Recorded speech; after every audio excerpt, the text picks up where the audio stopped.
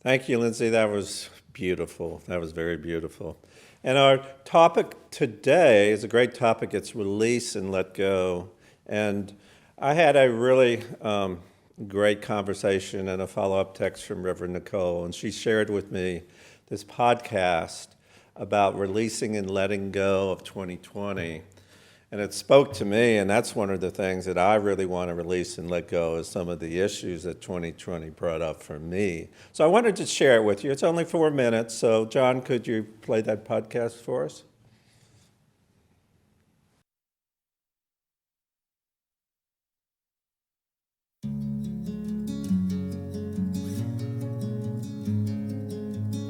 Dear 2020, I bet you think I'm writing to complain. Yeah, to complain about what a pain in the ass you've been. About the disruption you've caused in our lives. The role you've played in fanning the flames of divide. Maybe complain about the suffering you've put our friends and family through. About making us second guess all the things we were so sure of. But no, 2020, that's not why I'm writing. See, earlier this year, after having to cancel a trip, I found myself with a little extra time on my hands and picked up a book called Man's Search for Meaning by Viktor Frankl. Incredibly powerful book.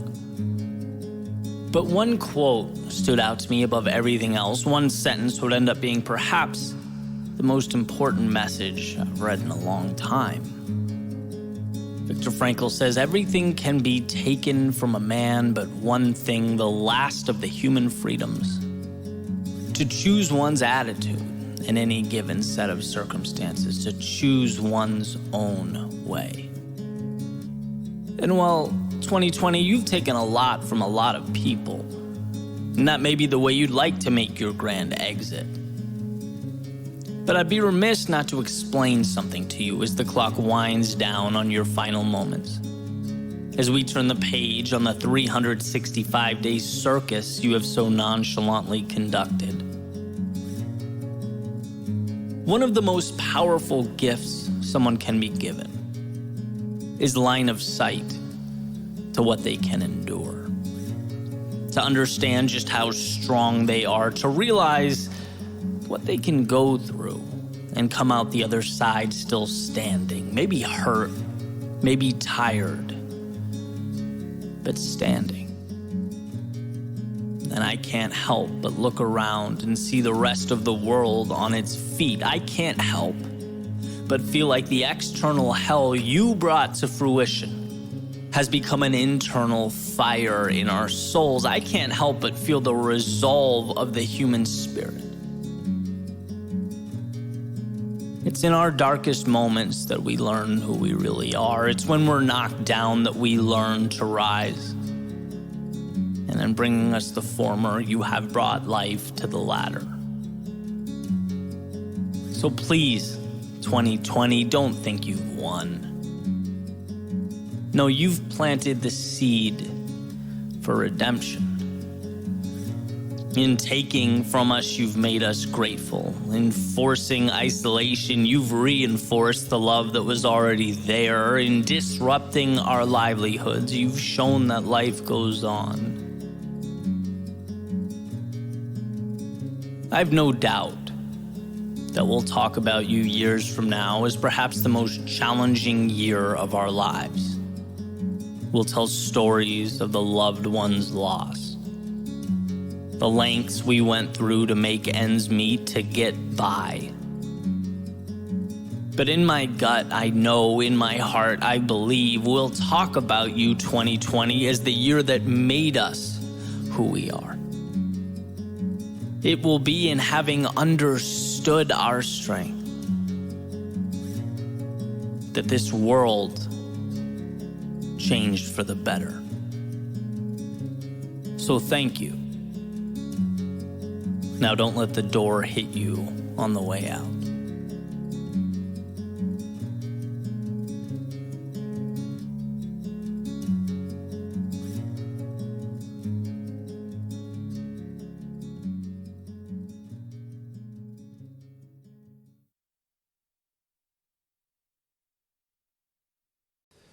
And thank you, Reverend Nicole, for bringing that beautiful piece of work to my attention so I could share with all of you guys. And, looking back at that, it's really poignant to us, It's all about our attitude.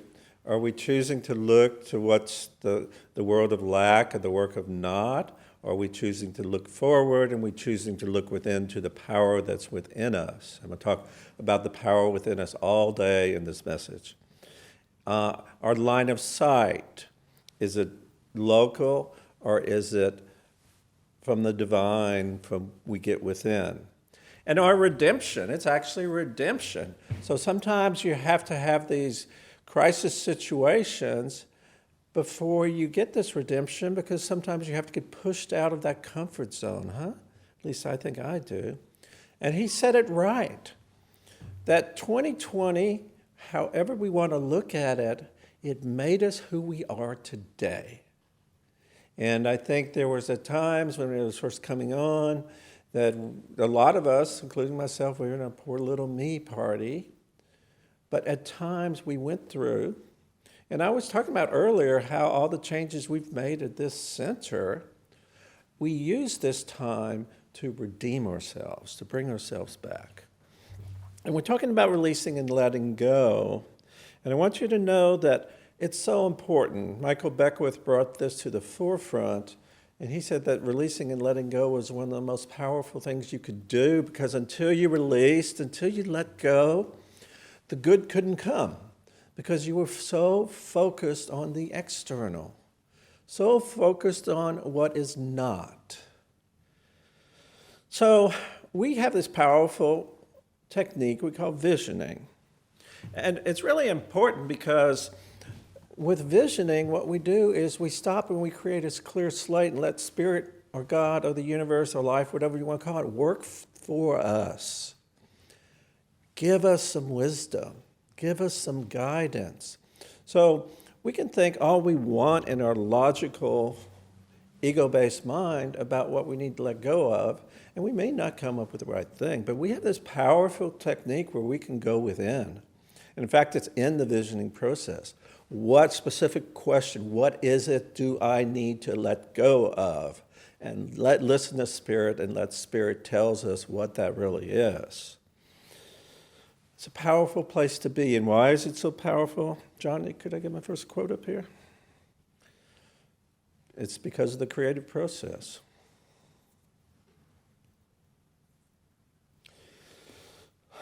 And in real world terms, this is what the creative process tells us. Where your attention goes, energy flows, and manifestation follows. So the first step is putting your attention on what needs to be released and allowing Spirit to assist you in that. And stay focused. Get Spirit's highest input. And then it's all about, we say, moving your feet. My mom would tell me, put one foot in front of another and walk your path. And be vigilant about walking that path, because when you're doing that, you're reinforcing that you believe what your affirmative prayer just told you. And I talked a couple of weeks about it, and one of the things that's so important is for us to be clear. And one of the things I'm recommending again, and I'm working on myself, is if there's any hatred or bigotry or resentment in me, that's getting in the way of finding that clear path. So take a look at your resentment. Take a look at anybody that you resent. Take a look at your life and see if you can find a way to start the healing process of that. However it looks, go see a friend, go see a practitioner, go see a minister. However that looks, just do it. But what I'm talking about today is a lot of people have argued what's been the most important discovery in all of time, for all of culture. Some people said it was the wheel that helped us move on forward. Some people said it was the printing press that got all these books out to masses of people that we never could before. But I think the most important thing is turning within to that divine spark that can kindle the fire within us. It's a beautiful thing to be. And a lot of people had believed that when we got something going, some fire going or some intellectual fire going, we had to kindle it because if it went out, all would be lost. And 2020 brought a lot of stuff up for us, didn't it? It brought a global pandemic. I never thought I'd live through a global pandemic in my life. I didn't even remember 1918, what that looked like. It brought a lot of economic uncertainty. From my own personal experience, I never thought I'd be out of a chemical engineering job for months on end. That's happened. There's some environmental uncertainties. Why are we having all these big storms, these big fires, these big tornadoes? It brought to the forefront, maybe because we were all home watching the public media, a lot of the racial inequities that we have in this world that we live in. And some keep worrying that this fire will go out. But my message is we don't need to worry that this fire will go out that's slowly, minutely helping bad situations to be a little better. What we need is the new spark. We need a spark that's leading us to new energy that won't just save us. It won't just save us. It won't just make our life a little bit better. It will lift us up and renew it. It will be a step to evolve us, a step for us to look at a new way of doing things, a powerful way of doing things, and to know that we have it within ourselves. Some very, very famous people have always said that chaos and crisis always precede transformations. Wayne Dyer would tell us there's nothing as powerful as a thought whose time has come. And COVID has let us get out of the status quo because there is no status quo for the last year. Our life has been turned upside down in terms of normalcy. So we need this new spark. And Aurobindo, Sri Aurobindo, Sri is a term they use for a valued spiritual leader in the Hindu tradition. He was the last one that Ernest Holmes wrote before Ernest Holmes left this planet. He tells us that growth comes from transmutation rather than transformation, which is just another way of saying what I just said, meaning that we don't transform a semi-bad situation to make it a little better.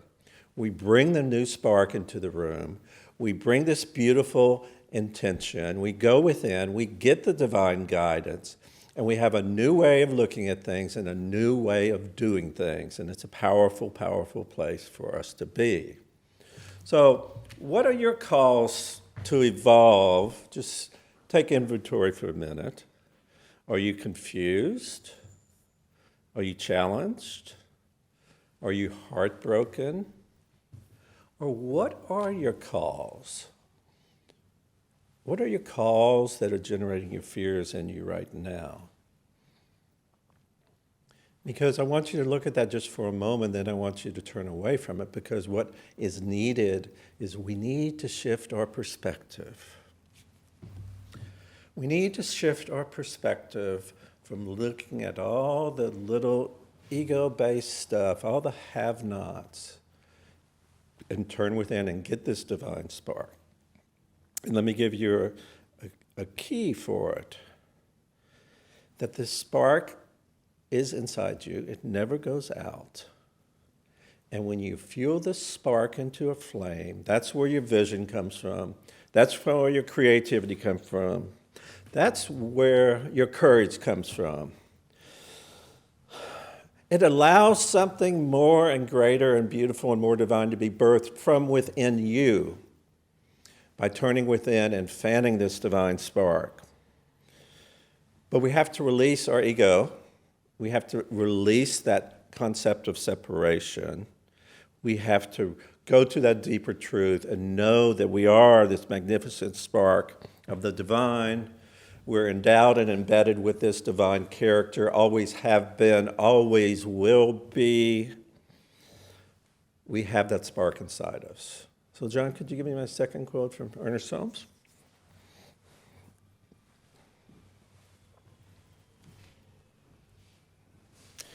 Ernest Holmes tells us, the spark which burns at the center of our own soul is caught from the living and eternal flame of the Spirit.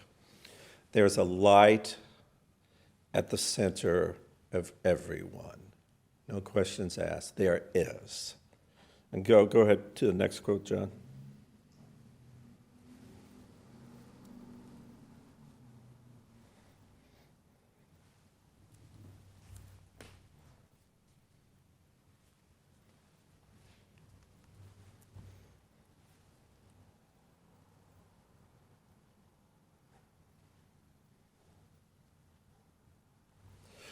Ernest Holmes goes on, he says, there's a light at the center of everyone is never obliterated, but often obscured.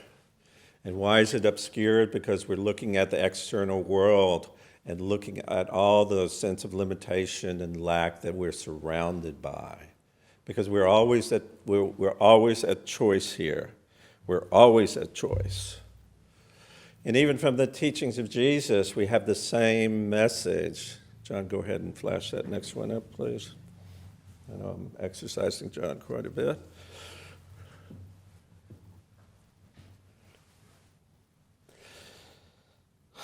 Don't put your light under a bushel basket. You are the light of the world. Let your light shine. So we're here to become this divine spark, to be yielding to it, to be open to it, to fan this spark of the higher life that is inside of us right here and right now. And I have a practical suggestion on how we can go about doing that and not sort of let our conscious mind that lives in the external world sabotage us.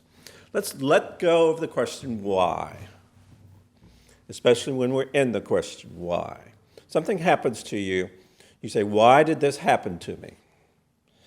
Why did this happen to me? Maybe it's the poor little me that's coming up in you.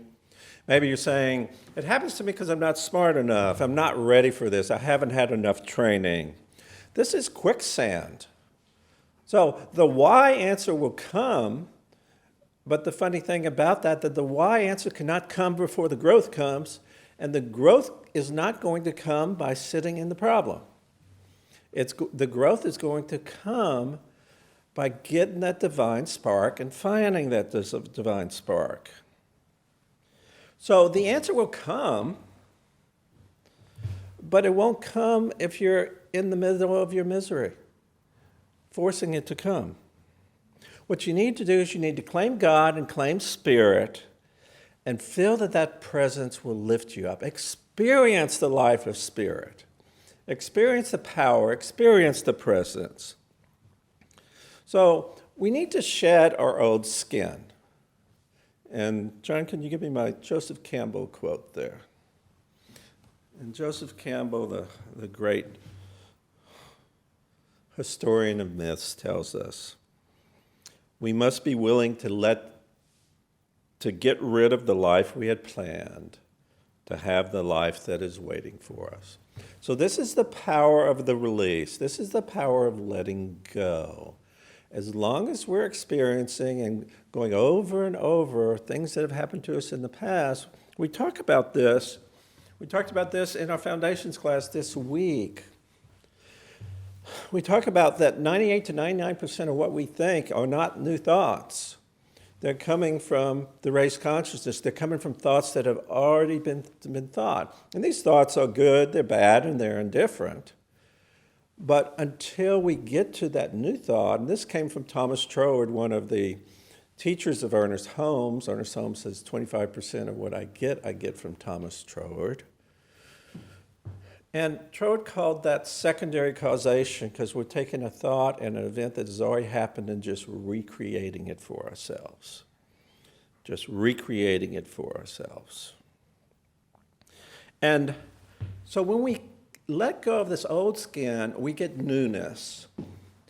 But newness has a characteristic to it. If it's truly newness, and especially if it's newness combined with oneness, where we're now really in touch with all the humanity and all the spirituality that we are, there's no room for old baggage and newness. It has to go. So all the old thoughts of, we call it race consciousness in our classes, thoughts of the race, the bigotry of the race, maybe the bigotry of religion, that the different religions think they have the only way. There's no room in that when we're into newness. We have to get that old way of doing, that old self out of the way. The great opera singer Caruso used to march backstage over and over before he was performing. And he said this, little me move over, big me take over. So we got to get to that point where we're really ready to release these little me thoughts of lack, of limitations, of we will never get back to where we are. COVID has changed our lives forever for the worse. We've got to get over those. And it's time for us to shift out of this ego fear-based system. It's fear-based. And it's time for us to make another choice and step into our greater yet to be way of being. It's time for us to let go of these concepts that were too old, too young. Oh, it's my upbringing. I was taught that way. It's my programming. I haven't had enough classes yet. So we got to give up this concept that we're not enough. And when we give up, we say, okay, I've sat at the table with you long enough. I know you serve some purpose in my life. It's time for us, old way of being, to part ways. God bless you. I'm sure you've been helpful to me. We no longer want this relationship, old way of being. And once again, it's so, so helpful when we get to this stage, that we get to this stage with a clear head and we've given up the resentment along the way. And so, John, give me my last quote there, please. This is from Nelson Mandela. And he says this, after 26 years of being in prison, he said, as I walked through that door that would lead to the gate that would lead to my freedom, I knew that if I didn't leave my bitterness and hate behind, I would still be in prison. So take that, clear yourself. Put that bitterness, put that resentment on that same table. Thank it for whatever growth it's done for you, and walk away from it. That's what the example that he gave for us.